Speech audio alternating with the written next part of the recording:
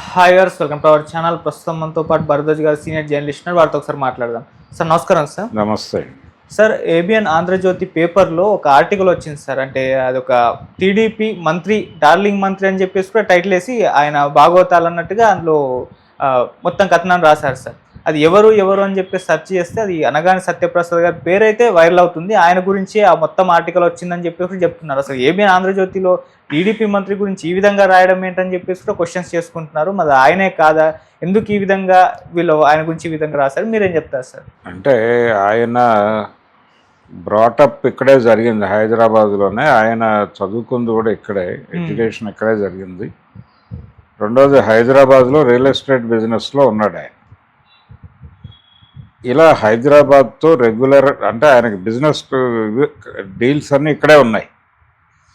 అందుకని వ్యాపారం పని మీద ఆయన తరచూ వస్తూ ఉంటారు.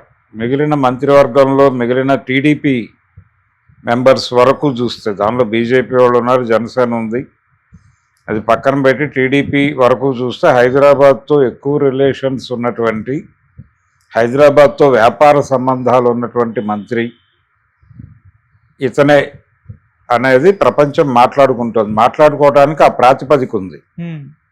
అంటే చంద్రబాబు నాయుడు గారి వ్యాపారాలు కూడా ఇక్కడే ఉన్నాయి. ఓకే. ఇప్పుడు ఆయన హెరిటేజ్ కేంద్ర కార్యాలయం జూబ్లీ చెక్ పోస్ట్ దగ్గర ఉంది తప్ప అమరావతిలో లేదు. దాని మీద ఒక విమర్శ ఉంది గతం నుంచి, అది అమరావతిలో నిర్మించుకోవచ్చు కదా, ఇక్కడ ఎందుకు పెట్టుకున్నారు అని. ఏది ఏమైనప్పటికీ అనగాని సత్యప్రసాద్ పేరు మార్కెట్లో నలుగుతోంది అనేది వాస్తవం.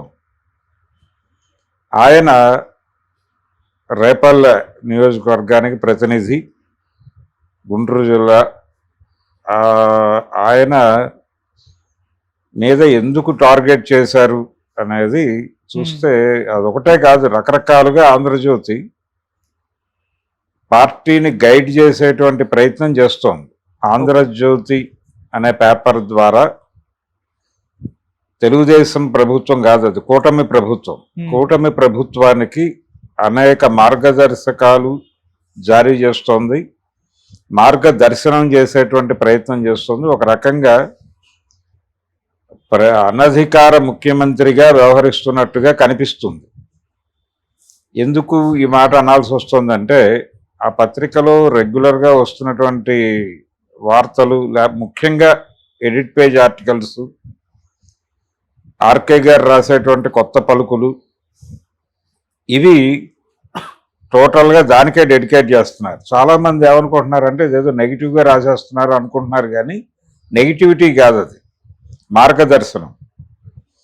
టోటల్గా వాళ్ళు ఈరోజు ఆంధ్రజ్యోతిలో వాళ్ళు ఎక్స్ప్లెయిన్ చేసింది ఏంటంటే, ప్రపంచానికి ఇలాంటి కొంతమంది మంత్రుల వలన అప్రతిష్ట పాలయ్యేటువంటి ప్రమాదం ఉంది. గతంలో జగన్మోహన్ రెడ్డి మంత్రుల్ని కట్టడిలో పెట్టాడు, మంత్రులనే కాదు ఎమ్మెల్యేలను కూడా పూర్తి స్థాయి కంట్రోల్లో పెట్టారు. అది మీకు చేతకావడం లేదు, మీరు కొంచెం కంట్రోల్ బిగించాలి వీళ్ళ మీద, లేకపోతే చాలా ప్రమాదాలు సంభవిస్తాయి అని చెబుతూ, ఇతని మీద ఆల్రెడీ తెలంగాణ ప్రభుత్వమే ఒక కంప్లైంట్ ఇచ్చేసింది ఏపీ గవర్నమెంట్కి అనేది కూడా ఎస్టాబ్లిష్ చేశారు.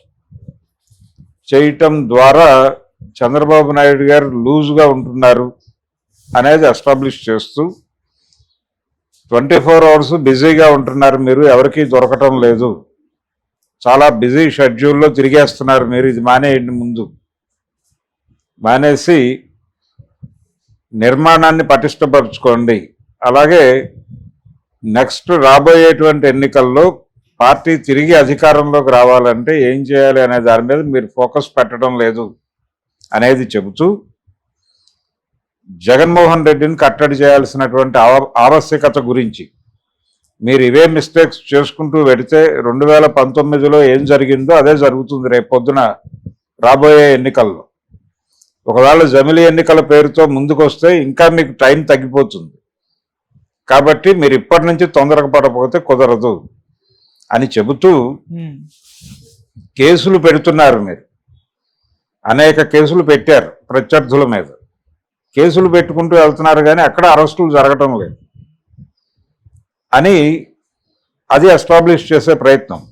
అంటే మీరు సీరియస్గా వ్యవహరించటం లేదు, ఎందుకు వ్యవహరించటం లేదు అంటే చేస్తే ఇది ఏమైనా బూమరాంగ్ అవుతుందా అనేటువంటి ఒక ఆందోళన ఉంది మీకు.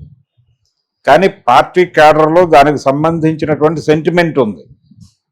ఆ సెంటిమెంట్ డిస్టర్బ్ అయిపోతే మీకు ఇబ్బంది. అందుకని ప్రజల సెంటిమెంట్ గౌరవించి, పార్టీ కార్యకర్తల సెంటిమెంట్ని గౌరవించి మీరు కొంచెం ఈ జరిగినటువంటి అక్రమాల మీద వస్తున్నటువంటి కేసులు పెడుతున్నటువంటి కేసులకు సంబంధించి సీరియస్గా వాళ్ళని అరెస్ట్ చేసి విచారణలోకి తీసుకెళ్లేటువంటి ప్రయత్నం చేయండి. అలాగే ఈ రోజుకి జగన్మోహన్ రెడ్డి సేఫ్గా ఉన్నట్టుగానే భావిస్తున్నాడు ఆయన. ఎందుకంటే ఆయనకి గతంలో ఆయన మీద యూపీఏ గవర్నమెంట్ పెట్టినటువంటి కేసులకు సంబంధించి ఏ రకమైన పురోగతి లేదు. సంవత్సరం అయిపోయింది, ఆయన హ్యాపీగా ఉన్నాడు. ఆ పురోగతి లేకపోవడం అనేది మీ బలహీనతగా ప్రపంచం అనుకుంటుంది. ఆయనకి ఇప్పటికీ వారి ఆశీర్వాదం ఉంది అని అనిపిస్తోంది. వచ్చే ఎన్నికల నాటికి వీకెస్ట్ పార్టీగా తెలుగుదేశం మారిపోయే ప్రమాదం ఉంది. ఎందుకంటే మీరు ఇప్పటి వరకు సెకండరీ లీడర్షిప్ని ఫోర్ ఫ్రంట్లోకి తీసుకురాలా. సెకండరీ లీడర్షిప్ ఎవరు పార్టీకి? నారా లోకేష్ గారు. నారా లోకేష్ మీద ఈ రోజుకి మీ నీడ ఉంది. అందుకని మీ నీడలో ఆయన ఎదగటం లేదు. ఇమ్మీడియట్గా ఆయన్ని ప్రమోట్ చేయండి, ఆయన ముందుకు ఫోర్ ఫ్రంట్లోకి తీసుకురండి, ఆయనకు బాధ్యతలు అప్పచెప్పండి.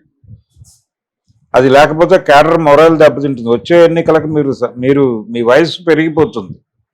ఆ పెరిగిన వయసులో అప్పుడు జవసత్వాలతో ఉన్నటువంటి పార్టీలుగా జనసేన అలాగే వైసీపీ ఉంటాయి. టీడీపీ వీకెండ్ అయ్యేటువంటి ఛాన్సెస్ ఉన్నాయి. అప్పుడు ఇంతకాలం టీడీపీని నమ్ముకున్నటువంటి శ్రేణుల పరిస్థితి ఏమిటి అని వారు ప్రశ్నించారు ఆంధ్రజ్యోతి పత్రిక ద్వారా. అంటే కాషన్ నోటీస్ ఇచ్చారు. ఇమ్మీడియట్గా మీరు తీసుకోవాల్సిన చర్యలు తీసుకోండి. ఒక పాత ఇది ఉంటుంది, శత్రువుని ద్వేషించాల్సినంతగా ద్వేషించకపోతే మిత్రుల్ని ప్రేమించాల్సినంతగా ప్రేమించలేవు అని చెప్పి ఒక పాత సెయింగ్ ఉంది. దాన్ని రాధాకృష్ణ గారు ఇంకొక పద్ధతిలో చెప్తున్నాడు. శత్రువుని కట్టడి చేయకపోతే మీకు అద్భుతమైన అవకాశాలు వచ్చినాయి. ఆ వచ్చిన అవకాశాలన్నీ దుర్వినియోగం చేసుకుంటూ వెళ్ళిపోతున్నారు మీరు. చాలామంది టీడీపీ వాళ్ళలో ఇది ఉంది. ఒకటి, ప్రధానంగా ఆయన ఎమ్మెల్యేలను కట్టడి చేయటం లేదు, మంత్రుల్ని కట్టడి చేయటం లేదు, జగన్మోహన్ రెడ్డి లాగా కంట్రోల్లోకి తీసుకోవడం లేదు, లూజ్గా వదిలేస్తున్నారు. వదిలేయమాకండి, బలంగా వాళ్ళందరినీ కంట్రోల్లో ఉంచుకోండి. వాళ్ళ కదలికల మీద నిఘాలు పెట్టండి. వాళ్ళ గురించి ఎవరో చెప్తే తెలుసుకునే పరిస్థితిలో మీరు ఉండకండి. పక్క రాష్ట్ర ప్రభుత్వం మీకు చెప్పేదాకా మీకు తెలియని పరిస్థితిలో మీరు ఉన్నారంటే ఏమనుకోవాలి అని చెబుతూ ఇమ్మీడియట్గా లోకేష్కి పగ్గాలు అప్పచెప్పండి. మీరు వీలైతే పార్టీ అధ్యక్ష పదవికి పరిమితమై ఇమ్మీడియట్గా లోకేష్ని ముఖ్యమంత్రిని చేయండి. లేకపోతే చాలా ప్రమాదాలు సంభవిస్తాయి. మీరు ఈ లూజ్ ఎండ్గా వ్యవహరించడం అనేది పవన్ కళ్యాణ్ కనుక ఫీల్ అయితే ఆయన కూటమి నుంచి వెళ్ళిపోయే ప్రమాదం ఉంది అని కూడా చెప్తున్నారు. పవన్ కళ్యాణ్ వెళ్ళిపోతే కూటమి ఏమైపోతుందో అందరికీ తెలుసు. జగన్మోహన్ రెడ్డికి భారతీయ జనతా పార్టీ ఆశీర్వాదం ఉందేమో అని ప్రజలకు అనుమానం ఉంది. అనుమానం ఉండటానికి కారణం కేసుల్లో పురోగతి లేకపోవడం. ఇలా పుంఖాలుగా అనేక సందేహాలతో కూడినటువంటి వ్యాస పరంపర కొనసాగుతుంది దానిలో. అంటే టోటల్గా అదొక డాక్యుమెంట్గా మారిపోయింది.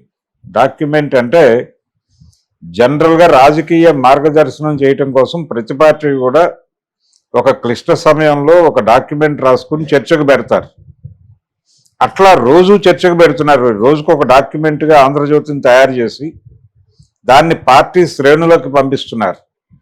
పార్టీ శ్రేణులు ఇది చదివి పార్టీ నాయకత్వం మీద ప్రెజర్ తీసుకొస్తే ఈ డైరెక్షన్లోకి పార్టీ మారాల్సిన అనివార్యత ఏర్పడుతుంది. ఆ అనివార్యతను క్రియేట్ చేయటమే రాధాకృష్ణ గారి ప్రోగ్రామ్గా కనిపిస్తోంది. అందుకని ఈ వార్తలు సర్క్యులేట్ చేస్తున్నారు. అంటే ఇది ఆల్దుర్దానే, వాళ్ళేం టీడీపీకి వ్యతిరేకంగా లేరు.